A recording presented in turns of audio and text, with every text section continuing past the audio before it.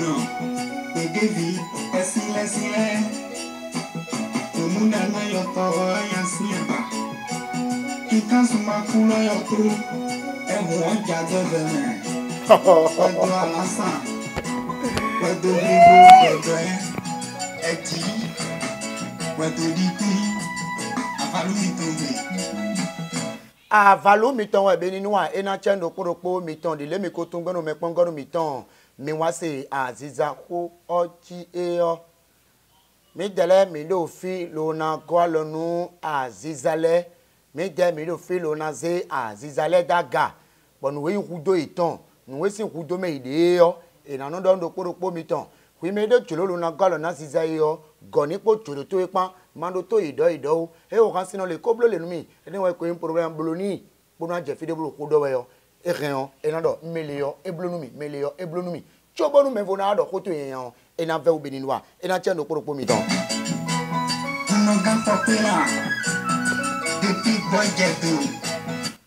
Et béton minaï quand sinon mi temps bénété est ton de possible non mais à mon donné n'y a pas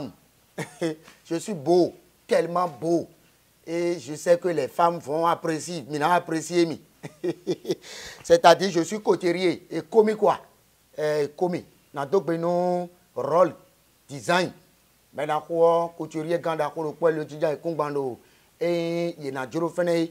e we blomindo puis me de babona chinye Leandro dogon a rayon en bleu sinumi un peu combinaison et gonton moi mi andoro yana singbeme il n'est pas mon cher je vous aime je vous aime je vous aime mina yi kansina se jonomi e na chenu mi beninois no gain de bonte tu be mabu sona la gastonia gozi kon wali ngante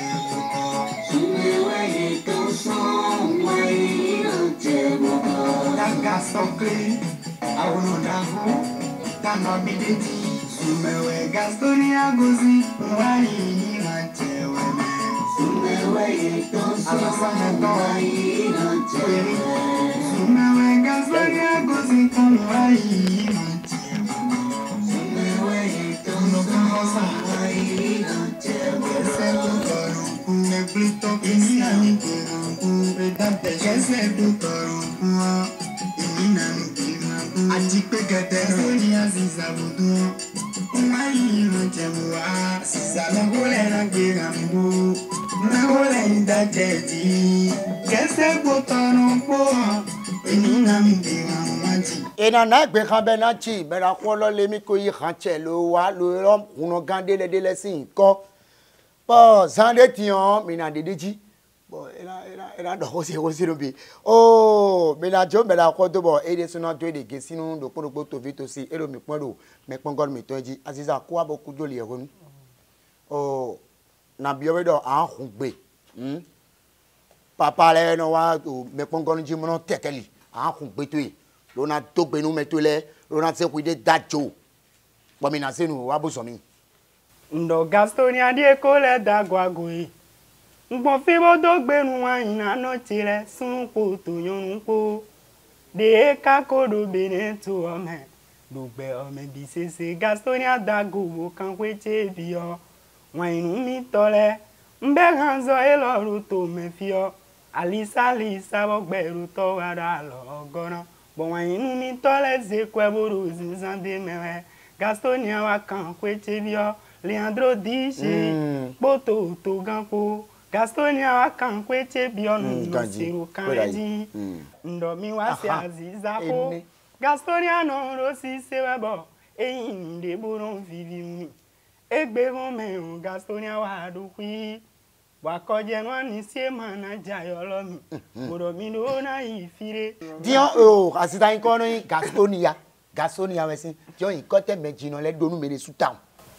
ile susin ko no yin Gaston Aga oh Gastonia. E venu mi mama ne o mi ablo mi da capella me. Nyire suna no kan hobi do capella me. O kwire suna no répondre mi da capella me. Mi na ido moi. Oh Gastonia chobo mi na ka me pongonu mi ton mi asa tiza ko jo mi amodole o asande me mi zon lo wa ba san won no wa di dodo le aya chedo mais ko le gan en bleu les de teme me la ko kade bo ensemble do won e wani ndolini me Gastonia no bo hamu coton adie nyewe inu ko gbera yi zomo ayi Douala da don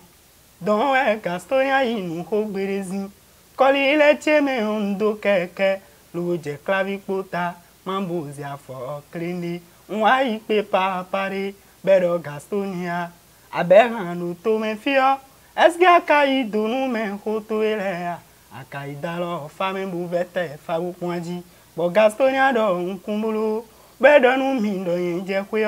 mo kweti oyin ni ve itekpon bo izin fadelu bukun fa kwe Gastonia ilu kanfa be wa yin do me ko e kara yi e ka yin wedu ton le ho edele we yan zizarufi bo edele we yin do na he waziza ti ona do nkan yi bono gbere pon kuna se bona ti gudo nwa ibolo nu ede mere bi sese fine Gastonia wa do gbere akaru nde bolo me adona mo me ho e koru nkan e nzomo nwa yi Daniel sagbo hangan bo ayi ba dun aziza ko pe vire e ege mo jeme de le bunami bo Gastonia aziza mo koton ayin ti tonto ndogbe nu ayin nu mi tore de aziza wa do jinkune le aziza eko wano Gastonia yo e jinkune beninwa fo lo wa se kan e me kan ba mi le ai kan ba mi dia no te lo wa pon Gastonia na kambio lo le abio hamedi yo ko ne binia ko blodo aziza mene bio hame o ni ai kale bo ya e o do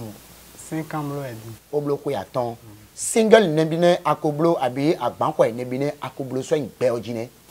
nkoblo album do po album eni o de nkablo oji o bo ha mo do po eri bon doblo bon do kan ho edi wa logo wan mi touch le ton po ndo si ke tubo ko ilo na fo wa logo iton le po video na ton kodo alogo mi ton pan no mi jo aziza pa ko bido se o Gastonia azo de tewe bizora lo nu me na ko de suta ndo Gastonia ta ezo eyin kanu ha no to avo pede bon to buzinu ibo ni adugbe yonu ehun kwede fonu akana le vozon mi sin Gastonia ta ezo eyin no ha me na ko ta we abajo dogo mo design yo o beninwa sunu podo yonu pa o Gastonia o na cambio do le asine bine me na ko kodo do aziza pa kwene Gastonia yonu do po jenwe yin kadu nkutun no de fona wa jeji o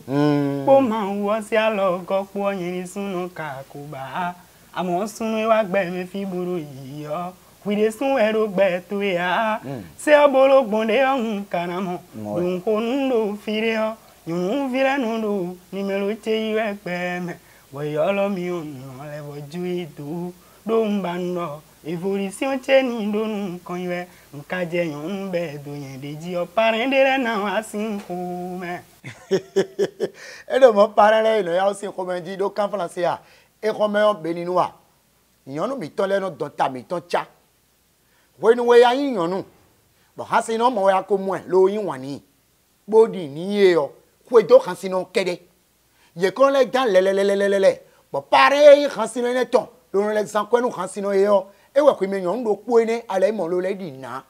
bo pare na la se soro le kan sino ye no san ko na le ado titon ka yonu mo do hun e do ke tagba nu kan sino le yonu we mi dai ko me mi ma se gbe ko fide ne amo sun le be yonu hun ko je bodu ni ko do lo joni ko do lo bonu di den we fini habusi amo adu te lo du te o no problem wa akodo yonde bodo se temu ni be no ka ti me no ijibo le emi kunu ba sun lo ka ti me o emi kunu wale lo ka ti me ogun lo tu yen to no mejile me ni o kan France ya sunu ba to pa we e na chenu mi mo ku do mo je unzu mi ha nu yen na mi wende o Gastonia na biore dole anakekle na black capella do ponu mi do nu iwa mi to mi wa se aziza ko enoji ndazo kwelo na do nkan yi mi wa se aziza ho ene azokwelo do na do nkan yi asinu de poro fire nibo ado ede gesi Donu inu de bono de me koton. Bo me amale do me ona moyo. Pi hui no do mi moe. Ide sunu le kale do alogoto.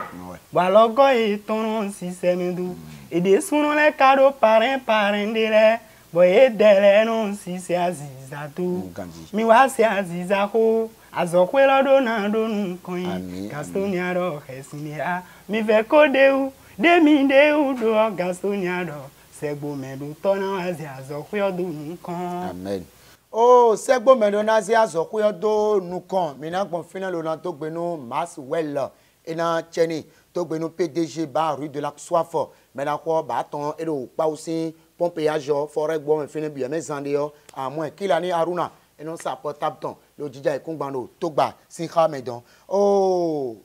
Gastonia e abula capella nu mi ena chenwe egbe yo mi no mo lole kan sinu le ino do uve de le mba lole eyin nu bo venwe ba rin ambio to vitosi alogo e ba de yo mba lole ambio ye gba ti sapa pe Eyon Gastonia na do nu mi pomoro edo nde wa yo e mano gon uve ma sere mene do wenu ko uve to esi se we yin wenu ko uve ya se kaka bo ado tende me yo kan wa ko ado na ze do wenu ko me Gastonia do mbenu elo alisae afojin no zon nsero konsero fide boni e makotunyo no izeyen de bono zon aforo bono yi wedelende bwana do keke boyicho bwana honu mocho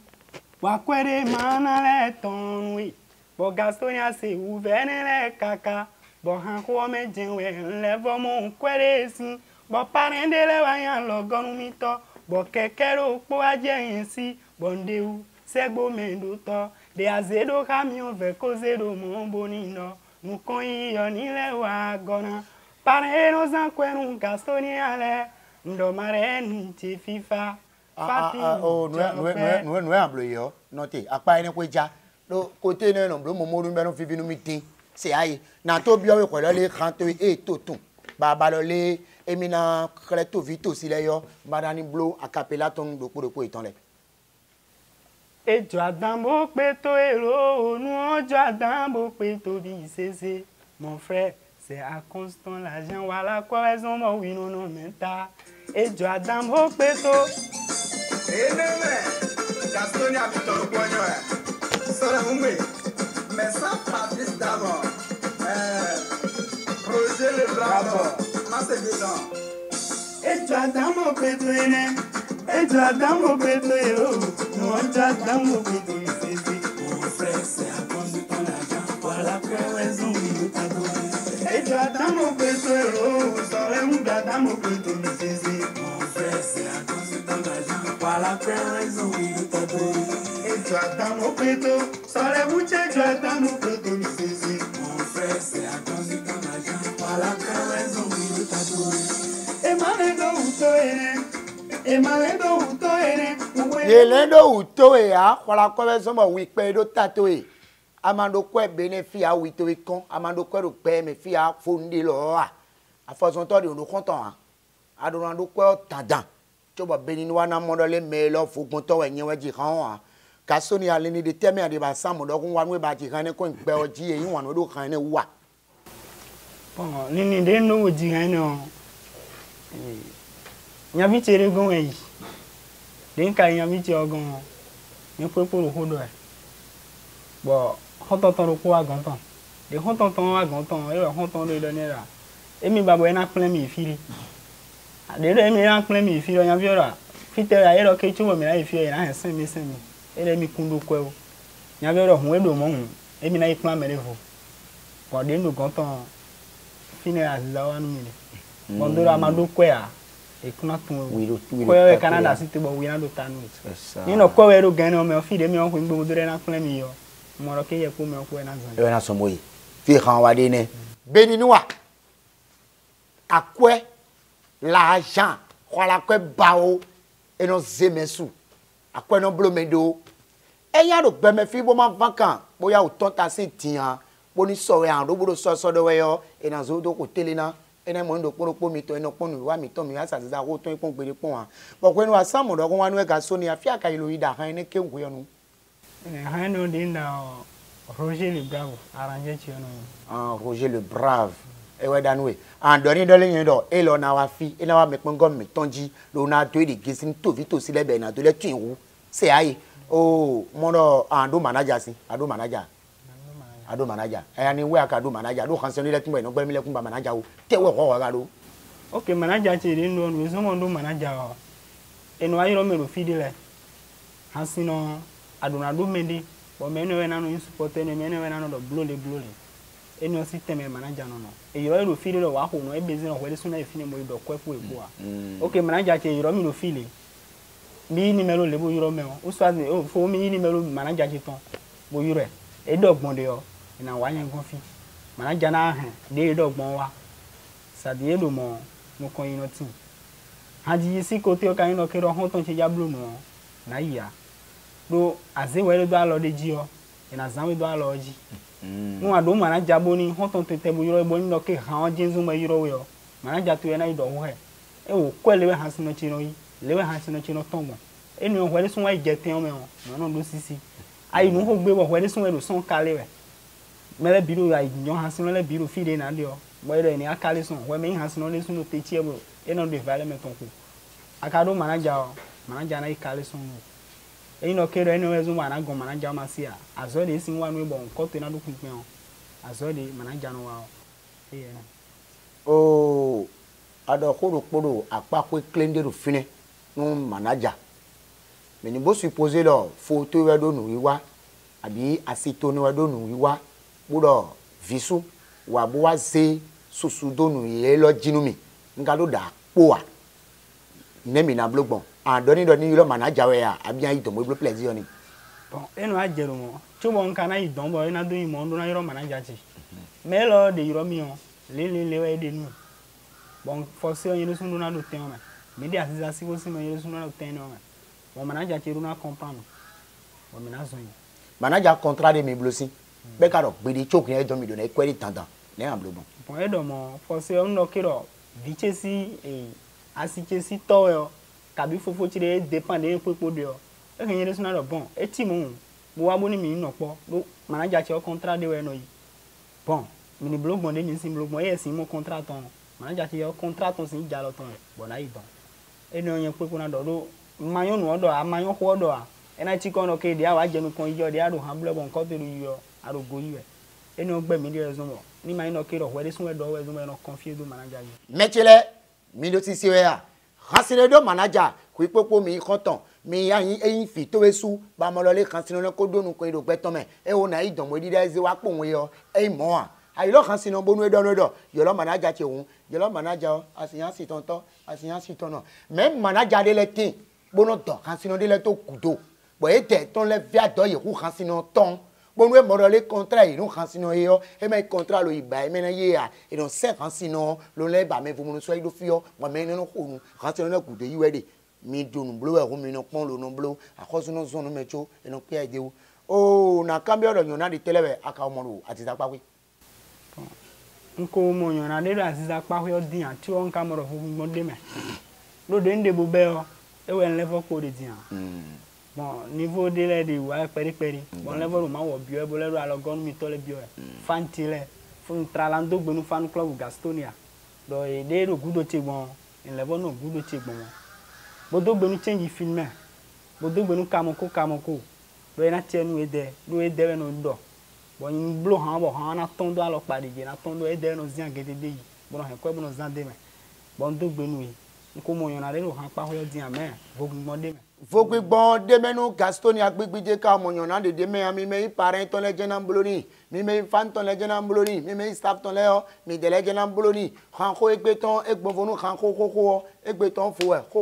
e mi na gwa lo mi de le ba ejo mi le lewo mi de le we ina sin Gastonia pe wan te ado lo na insedo tovi tosi ero mi pon we lo me pon goru mi ton mi wan si azizako parent we marent we staff we fan club we me ya tun le an ka me le ti ma lo nko itan bo e dere na te gbon blo mo mi c'est très important merci ndo Gastonia di ekole da gwagwagui Bokan kwetebia sunu poto yonu pole nwa bo akan kwetebia ndogbenu marenu te fifa bodogbenu fati ujogbe fijini lese na te aziza kwesi ndogbenu mime bisese eyan ziza chobono le gwalonu Gastonia ndogbenu huye Noel Kofi bodogbenu amawu connaissance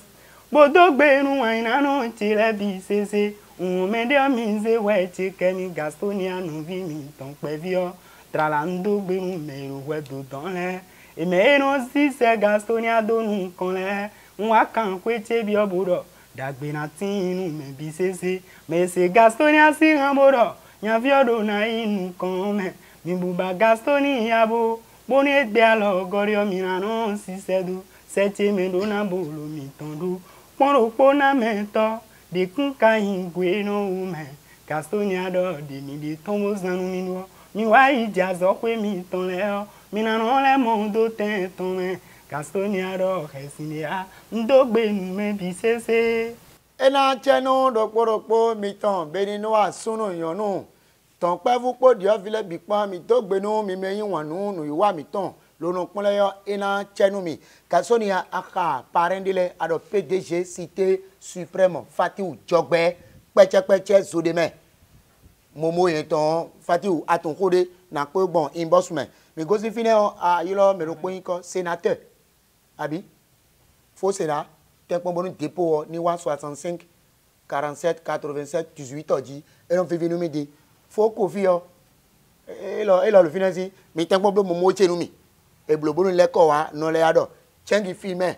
window ni tempon bonu momo che o ni ba chono mi o mi na gbon ye kan do po ne me lo na to pe nu eyin o mi pon tole alogonu mi tole mi to gbenu mi na to gbenu role design ta enu toto wayin lo jija ikungbando inajuro fina mi to gbe toni Maxwell Arrosin mi to gbenu bera podole ni kudo alogonu doporopo eyin Aziza sinu iwa le do ton le bi mi to gbenu PDG ba au palais du plaisir mena ko lo ba ton jija ikungbando wome inajuro fina ni kudo azoton lo kudo mekan kiko mi na pon fina lo na to gbenu Kilani Aruna mena ko no sa portable wega to gba sin khamedon sokemi le Jesus sin comme maintenant quoi et le goudo miton ba rue de la soif paou pompéage forêt boome fina we dele ide ABS pâtisserie restauration Sergio Kandé le jija ikungbando to gba et le mi le promotion me kwi me jona pon yo kwi ni sepo mi emile randodo nyane sin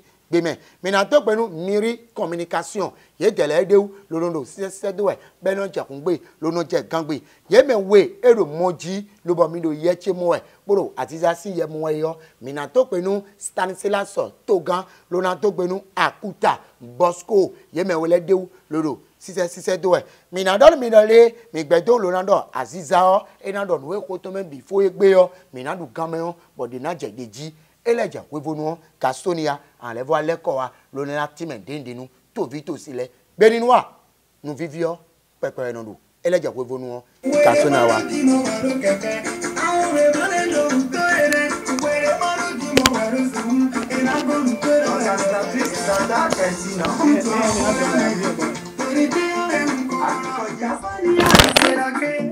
bueno le numeresi Gastonia será que a no duele un cabalasi y au yo